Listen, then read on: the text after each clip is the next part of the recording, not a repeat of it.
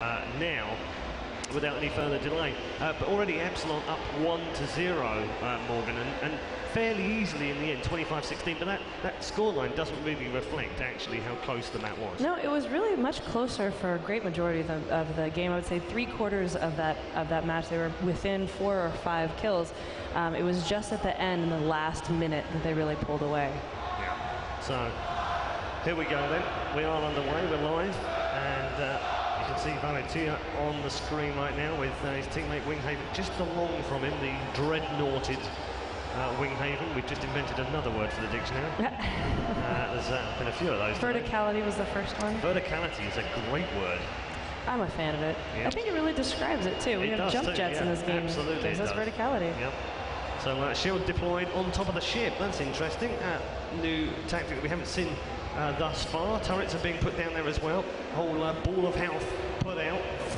And just trying to hold back here, Grimmy. He's going to have to fall off that. Might get himself a frag as he... Oh, look at this! Tried to heal up, and yes, did manage to heal his teammate there. I was getting slightly confused, of course. And one frag on the board so far. Oh, look at that. Grimmy has dropped down the alleyway underneath the boat as well. It's Winghaven who's going to go down here. Oh, look at this. They're trying to revive. Can they pick up the revivals? Well, I think they will Grimmy. do. They will be able to pick up that revive. And, well, no frags on the board, unfortunately, despite the fact nearly 3 of them were out of the game. Got to make those count. Palutajo had hot pursuit of Luco there, but he ended up having to give up because he had pretty low health as well. Low health indeed, 57 points. He's found that health pack at the back, that'll put him back up to 550. And keep him in the game just a little bit longer. And wouldn't you know it, we've not seen the frags, but look at this, 2-1 up now are the Tiki Brawlers. And they might be able to pick up a third here. They've got 4 people down. Oh, and now Luco's gone down as well. I don't think he's going to be alive much longer. Winghaven's going to move in here for the kill as well. So that's 4-2. Good work from Winghaven yet again. There will be 5-2 thanks to the second execution in there. And there we go. A 3-point lead is turned round from a 1-point deficit. That's how quickly the game can change. And now the respawns. Nero is Biotech. Have they changed anything up, actually? Let's just double check. I don't think they have. No, they haven't. No, it looks like the Tiki Brawlers yeah. are still sticking with the formula that worked for them in the first 2 matches. Yeah, absolutely. 2 recon, 1 engineer, 1 assault, and I forget the other one. I'm bad. Anyway. The Dreadnought, yeah, engineer, Biotech. Engineer, yeah. But interestingly, Epsilon have stuck with their winning formula of 1 of each class. And we know why, because we discussed it earlier on. They only know 1 class each. Yep. So it sort of makes it a bit harder for them to change things up if things were going wrong. So I guess they've had a good start for the day. Luco here. Oh, trying to go head-to-head. Didn't land the first shot, then gets gunned down by the lightning with the Tesla gun. I knew I was going to say lightning gun at some point today. It's a Tesla cannon. Yeah, it is. But there are some similarities, so we don't blame you. Nero got an excellent revive there, very strategic of Luco, who had gotten taken down. Now he's regrouping. They're doing a good job of sticking together this particular pass and staying near that health on the beach side. Yeah, 5-3, 5-4 now at 6-4. So they're just swapping frags from time to time right now, and it's very tight. Anyone's game in the second map. That first one went the way of Epsilon Gaming. It's best of 5. First to 25 frags. They're battling around over this health pack right now. It's not been spawned just yet, but I think this one should be a Tiki Bar kill. But no, 1 man goes down. In fact, 2 men go down in there. Mortar picks up one.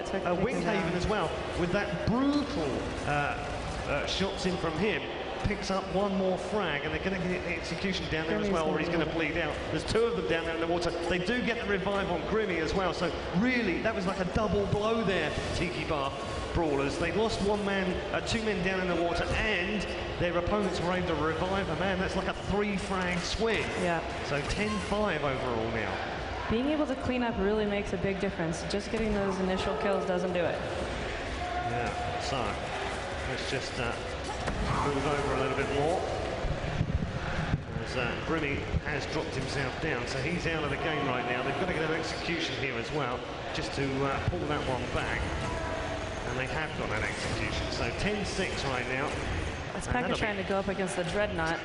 Dreadnought's not going to have very much damage capability at that Absolutely. range. Sorry, Morgan, it's actually 10-9 now, so 2 extra kills have come back very quickly indeed from the Tiki Bar Brawlers, and we've got a 1-point game on our hands. This is very interesting. We thought they were falling behind. They'd fallen 4 frags behind, and suddenly the game has changed on a dime. It's 10-10 now. They've gotten well established in that corner. I think that's part of their success. They have some control of the map here. Nero doing a good job. Just replenishing his team of health. Waiting for some health of his own right now as well as we join Green Fox, Engineer. Clad with that Tesla cannon. Now controlling the top half of the boat. The ship on the far side again. Now through into the middle area. Too easy. He's actually going to be gunned down here from both left and right. 2 men. He's now going to pick one off as he knows he's going to go down under fire. And that's going to be the lead for the Tiki Bar Brawlers now. First time they've had the lead. The shield deployed for Winghaven just to keep them away from him a little bit longer. But he's under pressure now. 3 men on top of that boat and his team are now down by 2 frags here. 12-10, 12-11, 1 picked up by Morty. It's equalised back up now. Bellatuya comes in for a second kill, and if they can get the execution on here, they'll have the lead back, and they do. 13-12 now, halfway towards victory in this second map, and it's switching all over the place. It's been like a seesaw match so far. It's pretty exciting. I'm really glad to see this kind of balance. Shield deployed, as we've seen a couple of times before on top of that ship, so we'll switch away. Nero still trying to pump out the health packs and make sure that his team are fully middied up, ready to go into battle here. Looks like Hoder's going around to flank, but I think Nero is staying somewhat close to the base that they've established. Yeah, indeed. Let's switch over to the other team and see what Morty's doing right now. Gunning through the map is what he's doing, and is now healed up fully. Is the assault going to come? You see Hoder doing the cannonball across the map. Oh, I tell you what, Morty wasn't an awful long way. Yeah, that was a really good prediction shot. He didn't have to just predict that normally. He had to take into account the extra velocity going forward, and did it really well. Now he's sort of stuck around the bridge part here, and now we'll gun down in midair. We'll pick that frag up as well. They'll go for the execution, but no, not quite just yet. And Morty firing away. He's waiting for some help. There it is. And deployed. So 13-13. All square. 12 frags will do it for either team as they just edge ahead once more. Do the Epsilon esports, but then shot down thanks to Pekka. Grimmy got the good revive there. He used triage. Yeah. So that triage is a quick revival. Takes less time than a normal one. And now a bit of an assault here from Epsilon. And what can they do here? Shield deployed. They're going to have to wait a little bit here. And finally broken through with the Dreadnought of Winghaven. 15-13. Just starting to edge ahead now after a really good passage of play. Tactical as well. They've managed to group together and come all the way around to the outside of this map into the river and now control that health pack area. Still Pekka trying to get back into the game. He's been very, very reliable with those long-range shots. We're seeing Epsilon now doing a pretty good job of sticking together. I do think that the successful teams have been the ones who have worked together, not gone off by themselves, and really stuck together and use all of their battle frames effectively together as a unit. Yeah, so Grimmy just sending over those grenades as we switch back to Hodder, who well, he's doing okay right now. He's 3 for 5. It's Pekka who's top of the kill ball with 8 and 4. Just now, Winghaven just behind him on 7 and 3. And that pretty much sums it up nicely as the shield gets deployed. And Bellatuya is going to have to get out of there because, well, he's actually downed anyway. I'm not sure he might actually get executed, but he'll definitely bleed out. He's got no men around him, so this should be an extra point back for the Tiki Bar Brawlers. This will tie us back up at 16-16. As I do think the Tiki Bar Brawlers are making a good push here. Be difficult for them to come in and revive in that scenario. Yeah. The double damage, it looks like Hoder's going to get that.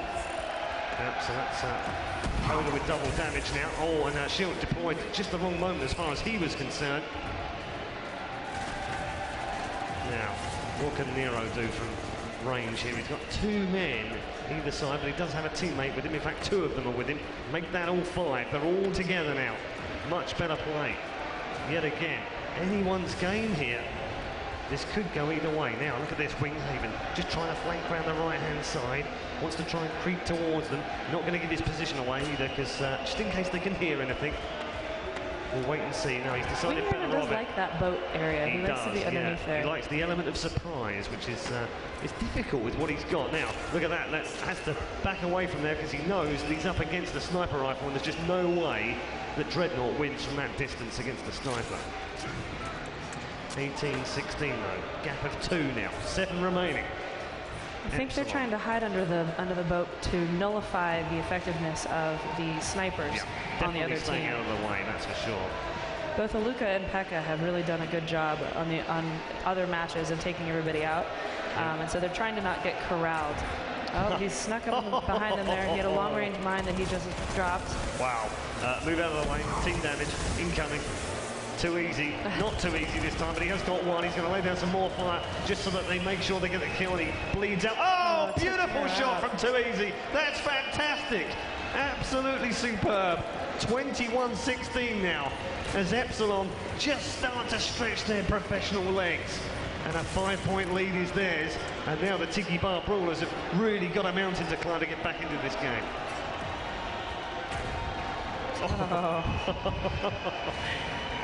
Well, that's 2 under there. Let's go to Aluka. Yeah, he's chasing down one. Will pick up the frag on Grimmy. And can they get the second one here as well? Chasing down, lovely shot through the trees, through those canopies. And really trying to chase this down. It's really coming back into this. Somehow they were 5 frags down. It's 1 frag now, 21-20. 25 frags, the frag limit, of course. And just as soon as you think they're down and out, the Tiki Bar Brawlers have, well, they've enabled the Tiki Bar fully, because they are now just within 1 frag of pulling this back to level pegging. Aluko playing his part as well here. He's 8-5, and so is Pekka. They're the top 2 on the scoreboard right now. Winghaven also has 8-5. No one else is in positive KD except for Valatuyan. He's 5-3. 21-20. Winghaven gets the kill, but does he get the frag as well? Let's wait and see. Long range shot from Too Easy, who's really pulled out some magnificent shots with that sniper. Doesn't look like they're going to get the kill just yet, though. 21-20 remains the score. Now we get a battle up on this sidewalk behind the spawn. And now all hell breaking loose. Oh, Too Easy. He's down to 184 health here. Can he pick this one off? No, he can't. He goes down. And now Pekka, having got down there, will get the equalising frag. He will. So 21-21. 25 the frag limit. Epsilon then add 2 more to the scoreboard. It's 23-21. 2 frags to find now. Can they find them? Pekka still staying alive. There's 2 men to the right-hand side. They've got to stay alive. Pekka goes down. If he gets finished off here, they'll be within 1. There's a man down from Epsilon as well. It's 23-22. Can they get the revive down there? I think they might well be able to. But Aluko's at point-blank range. They didn't get the revive. Oh, my goodness, he did. And he gets the final kill. And Epsilon Esports have just about held on. It's 25-22. And map 2 goes to Epsilon.